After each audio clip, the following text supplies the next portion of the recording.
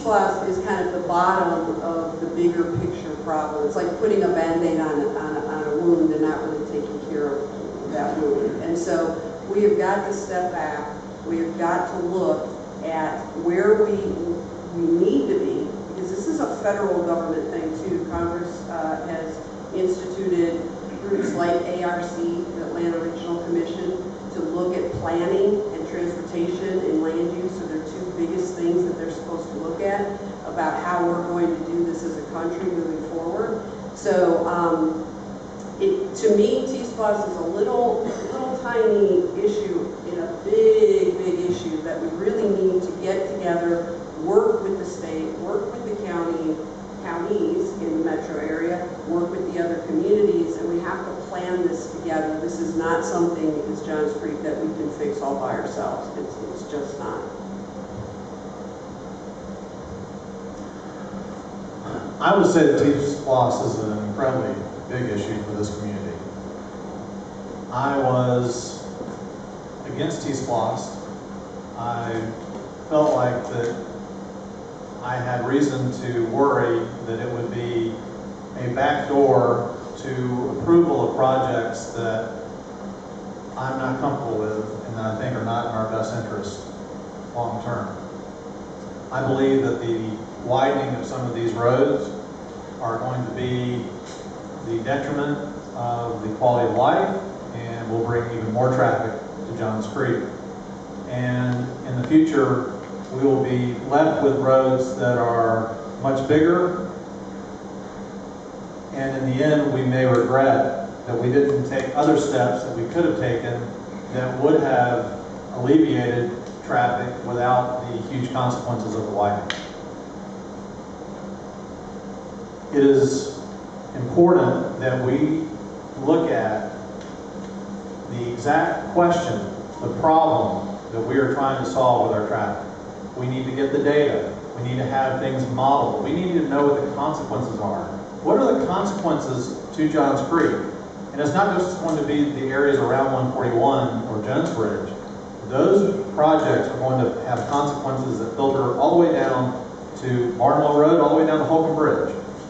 So there are things that we need to look at very seriously. I was part of a group as late as 2.5 years ago that was saying, you know, why can't we have the intersections fatter? Why can't we have the right lane only at 141 State Bridge? Why can't that be dual purpose so that we can get up to 50% more cars to go through that intersection? I think we would all agree that that is probably our #1 biggest snafu in all of Johns Creek. So why shouldn't we do the low-hanging fruit first before we potentially do things that are going to harm our community? And who knows, I'm not suggesting that automated cars are the solution, but I think that is coming faster than we think, and I would hate to think we're going to do something with such long-term consequences until we actually know some of the different things that are going to change, hopefully in our favor. Right. 240, let's keep it moving. And there are like 4 seats, 5 seats up here for folks in the back if you want to sit down. There are some seats up here. T-SPLOST. 2 minutes. T-SPLOST is a bucket of money. Okay, so what's the approach? My approach to utilizing that bucket of money, it's a tiered approach, but it starts at the local level. I mentioned residential nodes, roads and changes that occur in your backyard. That's part of residential nodes and committees for those 11 residential nodes. At that basic level, again, a street going in your backyard. Then you have the secondary arteries. You talk about Jones Bridge, you can talk about Kimball Bridge, and then we'll talk about 141 in a second. But local roads, residential nodes that are addressing that through those committees. By the way, one big thing on the residential nodes, I would require that all council members be assigned one or two of the residential nodes, so there's a direct interface in conversations with the homeowners and a council representation on those committees. Next level, secondary tier roads like we talked about, Jones Bridge and then 141. Here's the thing, if you look at a geography of what Fulton County looks like, it is a north-south county. We have Forsyth County and Cherokee County, counties that are expanding like we all well know. My proposal to that 141 solution, no, it's not to widen, it's to come up with not a north north-south solution, but an east-west solution that's outside of the city of Johns Creek. Look at the map, Fulton County map, north-south. We've got to divert before it comes through the city of Johns Creek. And there's an old term that I brought up at the CAC committee, okay? And it's going to take a lot to resurrect, but it's called the Northern Arc. That was a east-west solution that if it could get resurrected, and the city of Johns Creek residents speak up, we've got to divert that traffic east-west before it comes down north-south. And expanding 141, a city like us is not going to be able to accommodate the traffic of two counties. All right, Mark, since you've got the mic, let's talk economic development. Economic development actually seems to be a catalyst for many of the failed initiatives that the city has undertaken. What do you think the city should do for economic development? Again, it comes down to communication. The problem is if you see commercialization within our city, you don't have a voice to express that. Tied into the residential node concept, you're going to keep hearing me say that for the next 2 months. I also look at the counterpart of that, which is commercial nodes. Whatever subdivision you live in, within that residential node, you go to your local Publix, you go to your local Kroger. Those residential nodes can support the local economic development that they want in their backyard. That's the commercial node side. We have organizations that are very well tuned, that are underutilized when it comes to residential nodes and also the commercial nodes. That's the JCCA, which I was a board member of, as far as working on the residential nodes, and the JCA when it comes to economic development. We can't do everything all at once ourselves. We've got to get more people involved. That's the biggest gap I've heard from council, from staff. So how do we do that? Residential nodes tied with the JCCA, better utilize them, and commercial nodes work with the JCA. And then people have a voice on what happens. So, I am pro-business. I believe in private property. I believe in economic growth.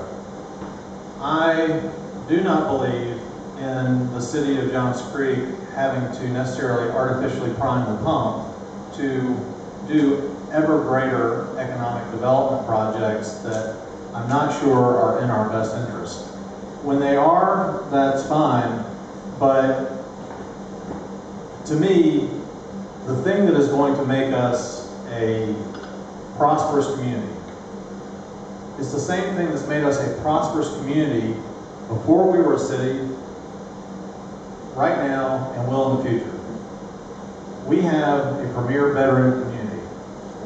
We have inherently great demographics. We are very blessed. All of you are highly educated, you have good jobs, we are law-abiding, this is, every other town, we're the envy of so many other places. We have to protect that premier veteran community because that is the golden goose that lays the golden eggs. That's the goose that lays the golden eggs. That is my priority, because that is going to not only lead to prosperity for you and your property, but it's also going to protect the quality of life and preserve Johns Creek. Okay, so economic development is a huge term, two words that mean a lot of things. And so really, if you kind of break it down to the building of an economy, essentially that's what economic development is. Especially given our issues with transportation, and they're not going to be fixed overnight. We need to make sure that we have a sustainable economic base here in Johns Creek. That is everything from restaurants and amenities that we all look to go to, all the way through to Alcon being headquartered here, or at least having a huge presence here, as they're our largest private sector employer. And so we have to really look at how those companies and communities and businesses actually function, if they're functioning well, if they're not functioning well. On the restaurant side, we know, I've talked to a lot of owners of smaller businesses in the last month or two. they're having a really difficult time getting people to come to work there because the people can't live in Johns Creek, they can't afford it. They have to drive sometimes an hour to come and make what they could make if they just worked at the place next door. So that's part of economic development. So it's not just the big companies like an Alcon wanting to come here. Having said all of that, I don't believe, based on my 25 years of doing this, that policy drives location decisions. It doesn't. What drives location decisions are the businesses trying to do what they need to do to be the most profitable that they can be. And so there are some issues we have in Johns Creek regarding that. So before we can go out and try to put a strategy together for what we want to do or not do with economic development, we need to look at those infrastructure issues. That's not just roads. It's where are these companies going to be located. We don't have a lot of space for them. In fact, someone asked me about Amazon. Do you think we could get Amazon? And there's no way Amazon is coming to Johns Creek. And I don't think we want Amazon to come to Johns Creek. So that's kind of where I'm coming from there. Our final question, Vicki, since you've got the mic, what do you envision the final comprehensive plan to look like? Honestly, for my goal and objective for the comprehensive plan, for every resident to look at it and have their expectations exceeded. I'm not a believer that we have to make everybody angry in order to get their thoughts. I don't think I've made anyone angry in the last month, and I've gotten a lot of thoughts. So I don't think we need to do that, but it takes a lot of work to get input. And it takes more work than a few consultants, and all kudos to the folks that are on the advisory committee. You've given your time, and your efforts and your thoughts, and you've done a terrific job to the extent you can. But 20, 25 people representing a community of 82,000 is just not enough to me. We need more. And so for me, the final plan addresses what we want to see as a community. And from what I've been hearing, it's lower density, it's figuring out the traffic, and figuring out the parks and rec and what we do there. So the comprehensive land use plan, that's the roadmap. I mean, that's basically where the city's headed. It is a critical document. It is like the Constitution for our future growth. It is so important that if it looks like it's increasing density, that it's going to make our traffic worse, if it's going to put more of a burden on our schools, if it's going to make it harder for us to get to the grocery store, I would be inclined to use my position as a council member to say, hey, we gotta go back to the drawing board until we get this right. I will not rubber stamp the comprehensive land use plan if it does any of those things. It's too important. We only get one shot at this, I think, for the next 20 years. So, you know, I am a former Marine. I'm also a Bulldog, and I will fight for the residents. You know, for too long, we have been forced to accept a lot of decisions and projects that have not been seemingly in our best interest. And I think it's time, you know, and I think it's evidenced by all of you coming out on Sunday afternoon to come and hear our city council debate. I think that you're ready for a change where the council has your back, and I'm making my commitment that I will have your back in this comprehensive land use process moving forward. Short answer, no mixed use, single resident family, try to maintain what we have currently, but it is the guideline for the next 20 years.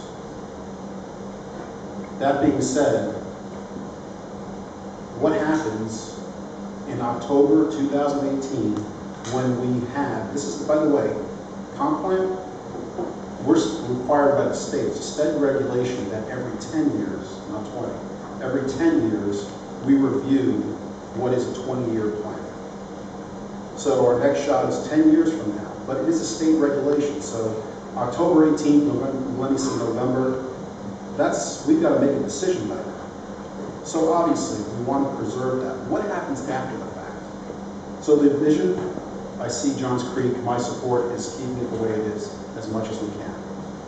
With the zoning and not growing too up, keep it stable. But after that, after we, on October, commit to it, how are we going to keep getting the feedback from the residents? We need a process that's ongoing. So we don't get up in arms every 10 years and then get all emotional about it. It's got to be an ongoing, iterative process. That's where the residential nodes come in. That's where we start with my homeowner's bill of rights that works with homeowners and the HOAs at that level, putting HOA standards as far as accountability to HOA board members, term limits, making sure that processes are detailed out. That's your level one. Then the residential node committees with city council representation, meeting on a regular basis. That's a recurring process for communication with the homeowners. Keep it the way it is. Try to keep our community and maintain what we love, but then going forward, we need a plan for communication. So this way we're ready within the next 2 years when we have to review it. All right, big round of applause for our candidates.